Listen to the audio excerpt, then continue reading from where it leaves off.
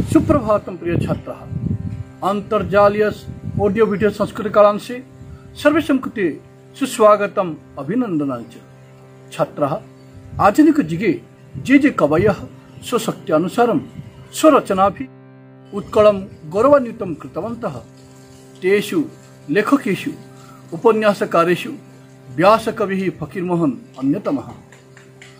फकीरमोहन सेनापतेः रचनाशैली यथा मधुरं तस्य जीवनचरितमपि तथा चमत्कारमस्ति। इदानीं छात्राः तस्य महापुरुषस्य विषये किञ्चित् पठिष्यामः। अतः भवन्तः खातिकां पुस्तकं च उद्घाट्य शृण्वन्तु, पश्यन्तु, लिखन्तु च। इदानीं छात्राः, अहं व्यासकविः फकीरमोहनः इति विषयस्य पाठनं करोमि। भवन्तः शृण्वन्तु, पश्यन्तु च। व्यासकविः फकीरमोहनः। महर्षि व्यासदेवः महाभारतस्य रचयिता। फकीरमोहन सेनापतिः ओडिया भाषया महाभारतस्य अनुवादं कृतवान्। अतः व्यासदेवस्य नामानुसारेण उत्कलयानां समीपे सः महाकविः इति नाम्ना ख्यातः। सः बाल्ये संस्कृतस्य अध्ययनं कृतवान्। ओडिया रचनासु संस्कृतस्य बहुलं प्रयोगः सः कृतवान्। सः अपि ओडिया भाषायाः रक्षकरूपेण परिचितः। 1853 मिते ख्रीष्टाब्दे अर्थात 1853 मिते ख्रीष्टाब्दे मकर संक्रांति दिवसे फकीरमोहनः जातः। तस्य जन्मस्थानं बालेश्वर नगरस्य मल्लिकाशपुरम्। बाल्यात् सः अनाथः। पितामही तस्य लालनं पालनं च अकरोत्। तस्य बाल्यकालः अतीव दुःखपूर्णः आसीत्। सः प्रथमतः बारवाटी विद्यालये प्राथमिक शिक्षां प्राप्तवान्। अनन्तरं सः तत्रैव शिक्षकः अभवत्। सः तदनन्तरं मिशन विद्यालये प्रधान शिक्षकरूपेण नियुक्तः। तस्य प्रखरा बुद्धिः आसीत्। आंग्ल सर्वकारेण सः देवान् इति पदे नियोजितः। सः नीलगिरि, ढेंकानाल, केन्दुझर, दशपल्लादि स्थानेषु बहुजनहितकर कार्यं कृतवान्। सः स्वबुद्धिबलेन केन्दुझर राजपरिवारस्य रक्षां कृतवान्। सः संस्कृतस्य प्रचाराय नीलगिरि नगरे संस्कृत विद्यालयं स्थापितवान्। संस्कृतं रामायणं, महाभारतं, उपनिषदां ग्रन्थानां सः ओडिया भाषया अनुवादं कृतवान्। ओडिया भाषायाः कृते फकीरमोहनस्य दानम् अतुलनीयम्। ओडिया साहित्यस्य सः प्रथमः कथाकारः, उपन्यासकारश्च। तस्य रेवती कथा प्रसिद्धा। तत्र रेवत्याः चरित्रं कुसंस्कारस्य, अंधविश्वासस्य च द्योतकं भवति। तस्य पेटेंट मेडिसिन, डाकमुंशी, रांडीपुओ अनंता, धूलिया बाबा प्रभृति कथाः अधुनापि जीविता इव अनुभूयते। तस्य 6 माण 8 गुंठ उपन्यासः अतीव लोकप्रियः। सः अपि लक्ष्मा, मामू, प्रायश्चित इति उपन्यासानां रचयिता। ओडिया भाषायाः सुरक्षार्थं सः सेनापतिरूपेण कार्यं कृतवान्। तस्य निष्ठापर नेतृत्वेन ओडिया भाषा स्वमर्यादां प्राप्तवती। अतः उत्कल्याः तं सेनापतिः इति कथयन्ति। 1918 मिते अर्थात 1918 मसीहारे सः रज संक्रांति दिवसे दिवंगतः। उत्कलयानां समीपे सः चिरस्मरणीय सञ्जातः। अधुना बालेश्वर नगरस्य मल्लिकाशपुरे तस्य स्मृतिपीठं शोभते। तत्र प्रतिवर्षं तस्य जन्मदिनस्य पालनं भवति। बालेश्वरे तस्य नाम्ना एकः विश्वविद्यालयः स्थापितः अस्ति। छात्राः इदानीं भवन्तः स्वयं निज गृहे पुनः अभ्यासं करिष्यन्ति इति मम पूर्ण विश्वासः। इदानीं छात्रः व्यासकविः फकीरमोहन विषयस्य मातृभाषया अवगच्छामः। महर्षिः व्यासदेवः महाभारतस्य रचयिता। महर्षि व्यासदेव हेउछन्ति महाभारतर रचयिता। फकीरमोहनः सेनापतिः ओडिया भाषया महाभारतस्य अनुवादं कृतवान्। फकीरमोहन सेनापति ओडिया भाषारे महाभारतर अनुवाद करिथिले। अतः व्यासदेवस्य नामानुसारेण उत्कलयानां समीपे सः व्यासकविः इति नाम्ना ख्यातः। एणु व्यासदेवଙ୍କ नामानुसारे उत्कलयमानଙ୍କ निकटरे से व्यासकवि बोली नामरे प्रसिद्ध थिले। सः बाल्ये संस्कृतस्य अध्ययनं कृतवान्।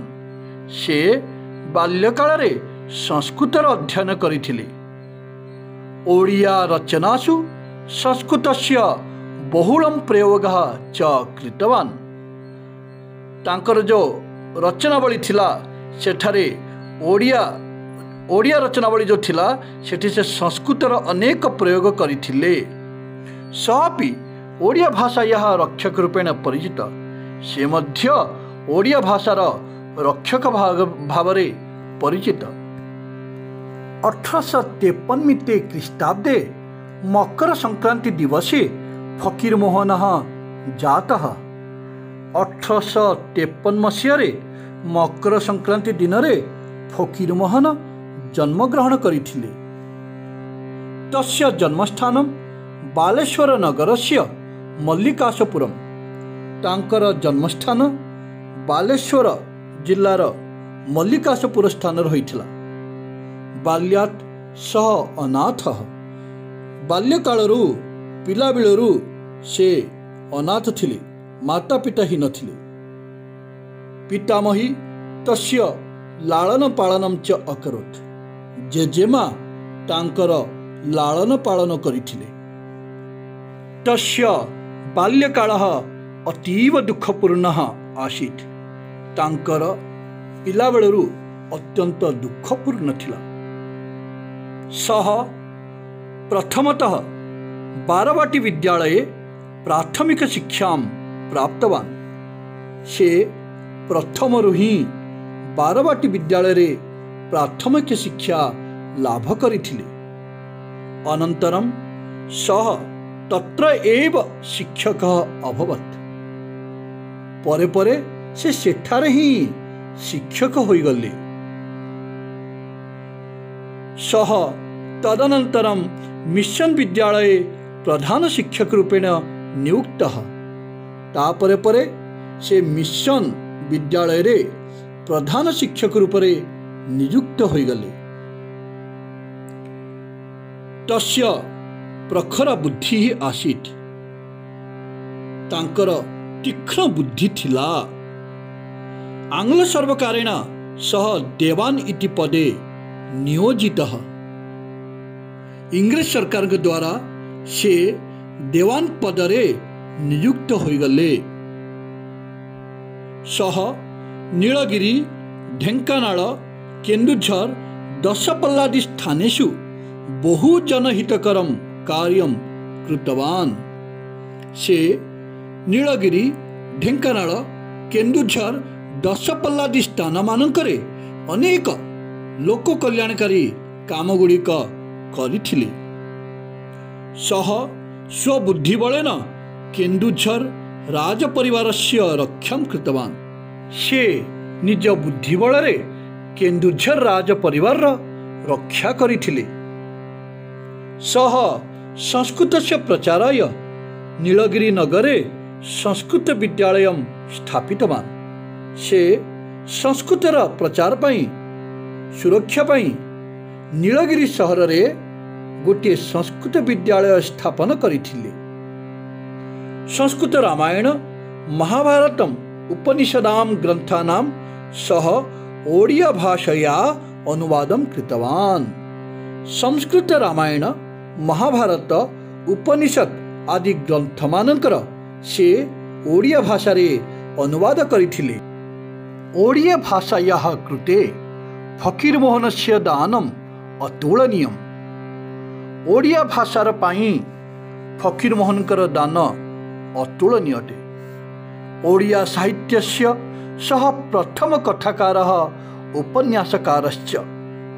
ओडिया साहित्यर से प्रथम कथाकार थिले ओ उपन्यासकार थिले। तस्य रेवती कथा प्रसिद्धा। तांकर रेवती कथा प्रसिद्ध अटे। तत्र रेवत्याः चरित्रं कुसंस्कारस्य अंधविश्वासस्य द्योतकं भवति। सेथिरे रेवतींकर चरित्र कुसंस्कार ओ अंधविश्वासर प्रतीक अटे। तस्य पेटेंट मेडिसिन, डाक मुंशी, रांडीपो अनंता, धुलिया बाबा प्रभृति कथाः अधुनापि जीवितैव अनुभूयन्ते। तांकर पेटेंट मेडिसिन, डाक मुंशी, रांडीपो अनंता, धुलिया बाबा प्रभृति कथामान ग्रंथगुड़िक वर्तमान मध्य जीवंत भली समस्तଙ୍କୁ मने होछि।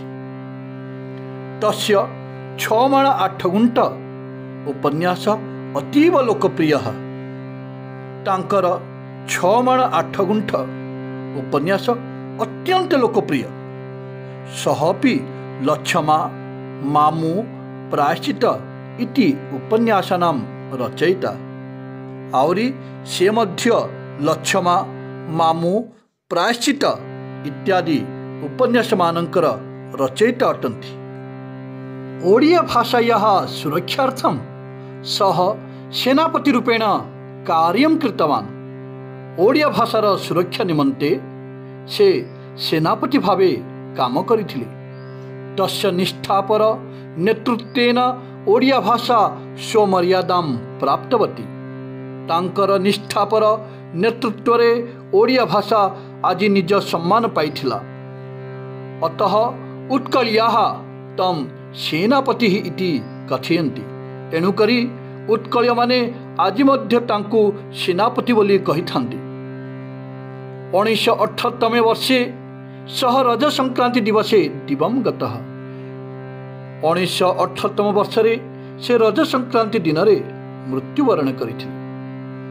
उत्कलीयानां समीपे स चिरस्मरणीय संजातः। उत्कलीय मानक निकटरे से चिरस्मरणीय हो जाइथिले। अधुना बालेश्वर नगरस्य मल्लिकाशपुरे तस्य स्मृतिपीठं शोभते। वर्तमान बालेश्वर सहरर मल्लिकाशपुररे तांकर स्मृतिपीठ शोभा पाउछि। तत्र प्रतिवर्षं तस्य जन्मदिनस्य पालनं भवति। सेठारे प्रतिवर्ष तांकर जन्मदिनर पालन करा जाए। बालेश्वरे तस्य नाम्ना एक विश्वविद्यालयः स्थापितः अस्ति। बालेश्वरे तांक नामरे गोटे विश्वविद्यालय स्थापित होइछि। इदानीं छात्रः भवन्तः व्यासकविः फकीरमोहनः इति विषयस्य ओडिया अनुवादेन सह पठितवन्तः, अभ्यासं कृतवन्तः च। इदानीं छात्रः भवन्तः व्यासकवि फकीरमोहन इति विषयस्य सम्यक्तया सुचारुतया पठितवन्तः, श्रुतवन्तः इति मम पूर्ण विश्वासः। इदानीं भवन्तः गृहे पुनः अभ्यासं करिष्यन्ति इति तिष्ठामि। पुनर्मिलामः।